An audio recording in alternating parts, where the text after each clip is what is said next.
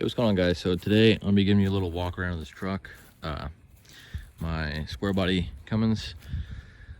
This is my first truck, is my high school truck. It's a 1984 Chevy Silverado K20, and my donor truck was a 91 first gen Cummins intercooled. So I'm just gonna be giving you a little walk around, some stuff that I used, what worked for me, what didn't work for me. Stuff like that. I know this is a very common swap. A lot of people want to do this, and there's not that many videos out there that kind of go in depth on stuff. So I hope this maybe helps somebody that's doing kind of the same thing with the same setup that I use. So I hope it helps somebody somewhere. So that's my plan. But all right, start off with, everything was used from a 91 first gen Cummins. I'll start off with the axles here.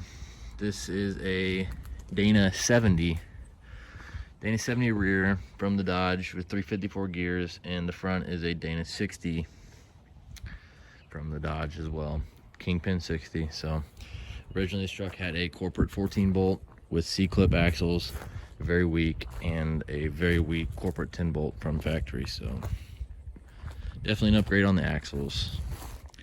The exhaust was, it was ordered for a 91 Cummins, and for the most part it bolted right up. Very few cuts and very little welding was needed. For the most part it bolted right up. If you plan on using 5-inch, you may have to do some modification because it's a very tight fit between the transfer case and the frame. So just keep that in mind if you plan on doing 5-inch. But 4-inch fits, it's pretty tight, but it fits in there pretty well. So there's that. What else here? So believe it or not, after I got this whole thing done, like I said, first gen everything, Get Drag 360, 205 transfer case, 12 valve Cummins, Dodge axles and everything. The Dodge original factory drive shaft bolted right up, and my original Chevy drive shaft bolted right up as well. So there was no custom drive shafts needed for this swap if you plan on using a first gen Dodge. I will say, if you do plan on using first gen Dodge axles in your Chevy, you will have to move spring purchase. I believe it was 1/2 inch on each side. That's to center the axle out, but that's just what I've experienced. So the Dodge axles are, the spring purchase are about 1/2 inch on each side wider, I believe. So I think that covers the drivetrain.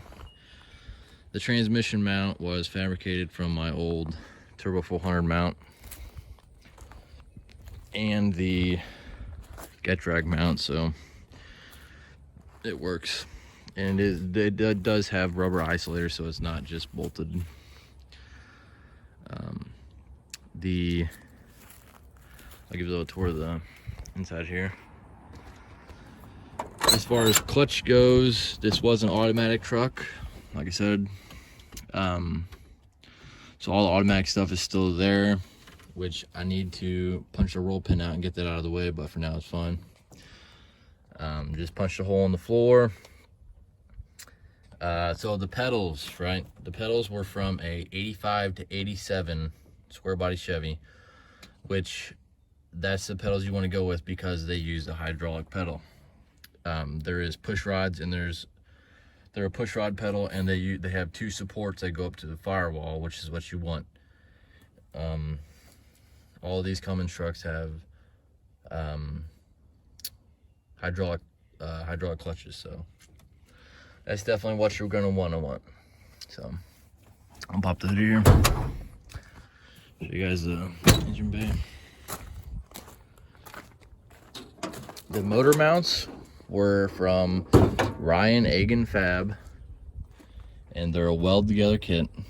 I bought it as a weld together kit. I think it's $200 less than the already welded kit, and they worked great. I have clearance, about an inch and a half clearance in the back, and my fan has plenty of clearance up front. maybe half an inch. I don't know if you guys can really see that or not. Go on this side. The fan has maybe half an inch clearance, which it is plenty. So Ryan Egan fab mounts, they worked great. A lot of room for adjustment, a lot of room. Wiring's not done, it's just kind of all in there now. Some of it is wire loomed, but for the most part it is not done. Grid heater was hardwired to a switch. I have a switch in the dash. Cold weather, I just flip it and it comes on. Same as the KSB for cold weather. We're both on a switch for cold weather. So Dodge radiator, had a fab mount for that, and Dodge intercooler, all from the same truck, 91 Cummins. So intercooler did fit in there, but I did have to modify the core support. So there's a little fab that went into that, but very little. I mean, very little at all. So if you guys are wanting to do this swap and you're wanting to do it quick and easy, honestly, buying a first-gen donor is the way to go. So start up here, and I believe that's about it. Oh, the alternator is the Dodge alternator, and it does have the Dodge regulator on it. If anybody's curious about wiring, drop a comment down below. If you're wanting to use a stock regulator from a Cummins, let me know. I know how to wire it up. So also, my plan is to eventually put AC back on this truck. It does not have AC on it, so there's a couple ways you can go about doing that, and a lot of guys will notch this frame down here and they put the pump back on. But me personally, I'm not comfortable with notching my frame, so I'm going to buy a high mount AC, which brings it up higher, about up to here. So in the future, I'm going to put a high mount AC and run my AC lines back in it. So, but other than that, I believe that's it here. As far as wiring goes, this is just such a simple motor to wire. One wire basically, and you got it running. So, all right, so looking back, I realized I missed some things here that I wanted you guys to know. Sorry about the background noise too, by the way. This is the stock 350 Chevy oil pump, or not oil pump, oil sending unit that works with the Cummins. All you need is I believe it's an 1/8 inch MPT fitting with like a 90 on it, I think I see down there. So that's all I use for that, and it plugs right in, one wire sending unit. So that takes care of that. The brakes on this thing is really why I wanted to use a first gen, because the first gen models, they used a vacuum booster like this. They didn't have hydro boost yet. So if you use first gen, it's one line you hook up on the side of your original GM vacuum booster, and you're done. Your brakes are done. The master cylinder, that's a big thing here I was going to tell you guys about, and I forgot. So this is a Ford, I believe it's CM127 or 128. I can't remember the exact number off of it. This is off a like 99 or 01 Super Duty Ford. And the reason I had to go with this is because I tried using a stock GM master cylinder that was from 85 to 87, and my personal experience, it didn't have enough travel to disengage the clutch. So some people have used it and gotten it to work, but for me it wouldn't work, so I had to use this, which is Ford. It's a 7/8 bore, which I believe is a lot bigger than the other one.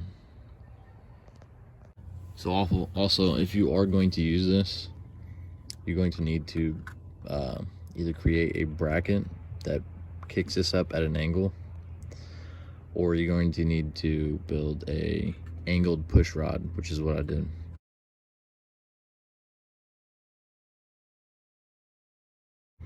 And the reason for that is the Ford Master is straight on with a Ford pedal, but a GM pedal is at an angle. It sits at an angle on the firewall. So either build a bracket that kicks this up at an angle, or build a bent push rod, which is what I did for it. And that's that. And that's a Dodge Slave down on the transmission, and I just bent up a hard line for it that runs down to it. So that's that. That takes care of your clutch. Power steering, very simple. I believe I used the Dodge lines. I either used the Dodge or the Chevy lines, and they threaded right in. So when you do the swap, if you have both, keep both. They will work. I didn't have to buy any special lines or anything, so that worked great. And other than that, I think that's it. All right, give you guys a start up here.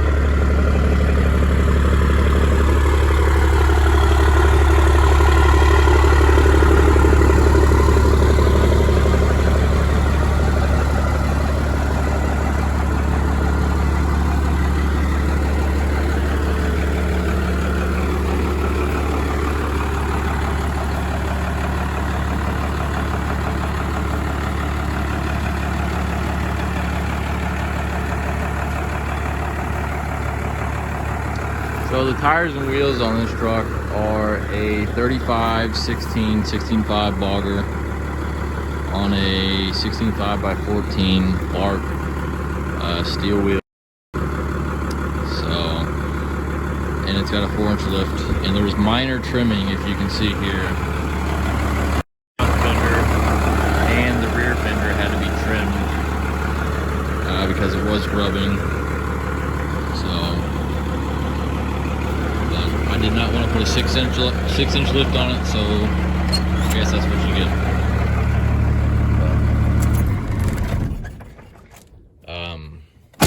I will say that one thing I did do that really helped this truck out a lot was the steering on it. This is a crossover steering setup, which goes to the top of the kingpin there. They give you an arm that bolts to the top of the kingpin, and it runs up to your new box. And you will have to put a new box on it if you do this setup. This is a 2-wheel drive C10 box for a square body, and the reason is because a 4-wheel drive has a pinch nut, and they don't have an actual nut on the bottom. It's just like a pinch nut. It won't work for it. So if you want to do high steer, you got to do 2-wheel drive box. So also, guys, let me know if you want to see any more pictures or anything else about this swap. I took tons of pictures while I was doing it, so I'm trying to put together another slideshow video of the whole thing right now, so that's in the works. Let me know if you guys want to see something like that, or if I missed something. If you guys want me to go explain something more in depth, just let me know in the comments, and have a good day.